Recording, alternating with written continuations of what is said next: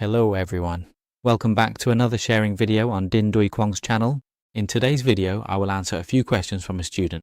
This student is already very familiar with using the Optitext software for grading sizes. Now, as this student is learning the Gerber software, they find that grading sizes in Optitext is somewhat the opposite compared to the Gerber software. That's why during the learning and working process, they made a lot of mistakes.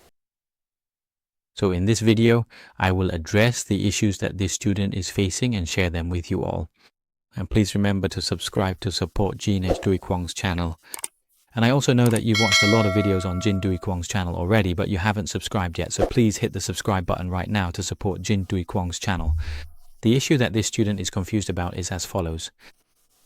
When you grade sizes in the Optitext software, for example, when you grade the shoulder point here, then the smaller size is graded downward and the larger size is graded upward. So you will click on the shoulder point and you will slide it along the y-axis here.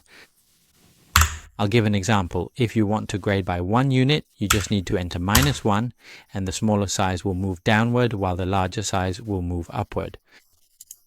But with the Gerber software, if you enter it like that, let me use this point as an example. I'll use this point as an example, okay?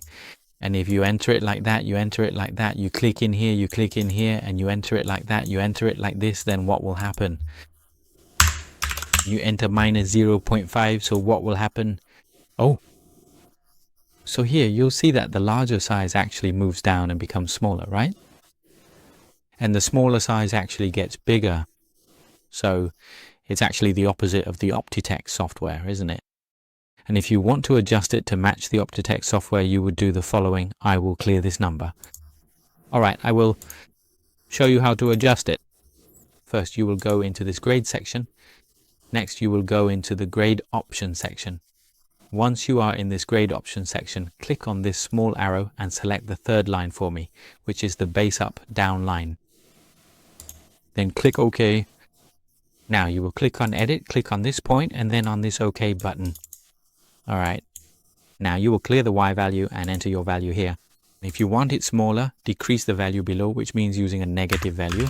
If you want it bigger, increase the value above, which means using a positive value. Got it? Click OK. There, do you see it? So you can see that, here, the original size is white, the smaller size here is red, it's going down, and when it's going down, it will have a negative value, right? See, like this, it's already similar to the Optitext software. And if you want to adjust it like this, if you want to adjust it just like in the Optitext software, you can do it this way, right? And if you find my video helpful, please remember to subscribe to the channel. Thanks for watching, goodbye, and see you in the next sharing videos.